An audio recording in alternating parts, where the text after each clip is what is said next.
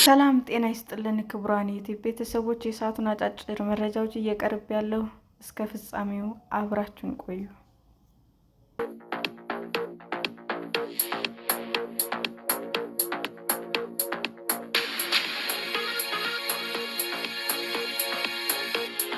16 ኬንያውያን የሩሲያን ጦር ከተቀላቀሉ በኋላ መጥፋታቸው ተገለጸ። 16 ኬንያውያን የሩሲያ ጦርነት ከተቀላቀሉ በኋላ እንደጠፉ የሀገሪቱ የውጭ ጉዳይ ሚኒስቴር አስታውቋል።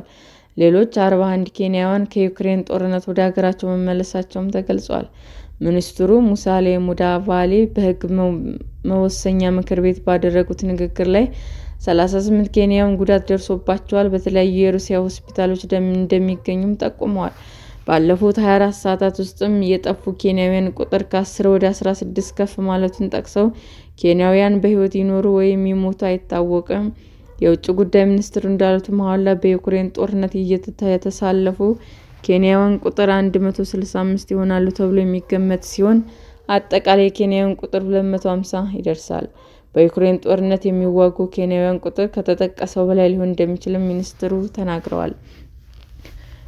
2 ኬንያውያን በዩክሬን ተማርከው መያዛቸውንም አክለዋል። ኬንያውያን ሲመለመሉም የፈረሙት ኮንትራት ላይ የሎጂስቲክስ ወይም የውጊያ መሪ እንደሚሆኑም ጠቅሰዋል። ሪፖርቶች የሚጠቁሙት ግን አብዛኞቹ ኬንያውያን ተዋጊ እንደሚሆኑ አውቀው እንደሄዱና ፈቃደኛ እንደሆኑ ነው ሲሉም የውጭ ጉዳይ ሚኒስትሩ ተናግረዋል።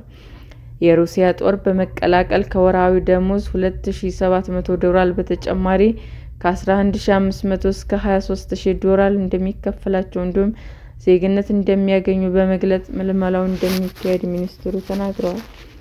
ቃል የሚገባላቸው ገንዘብ ከፍተኛ ማነቃቂያ እንደሆነ አክለው በኬንያ፣ ሩሲያ፣ ኳታር እና የተባበሩት አረብ ኤሚሬቶች የሚገኙ ተቋማት ኬንያውያን እንደሚመለምሉም ገልጸዋል። በዩክሬን ጦርነት የሚሳተፉ ኬንያውያን በሕገ-ወጥ መንገድ ነው የተመለመሉት በሚል ሀገሪቱ ምርመራ ከፍታለች። ያለፈው ወር ከቢቢሲ ጋር ቆይታ ያደረጉት የኬንያ የውጭ ጉዳይ ሚኒስትር 600 የምልምል ተቋማት መዘጋታቸውን ተናግረዋል። ተቋማቱ ኬንያውያንን ለውጭ ሀገር ስራ ሲመለምሉ ቆይተዋል። ባለፈው ወር ልጆቻቸው በዩክሬን ጦርነት መሰለፋቸውን የገለጹት ኬንያውያን ወላጆች በሀገሪቱ ምክር ቤት የተቃውሞ ሰልፍ አድርገዋል።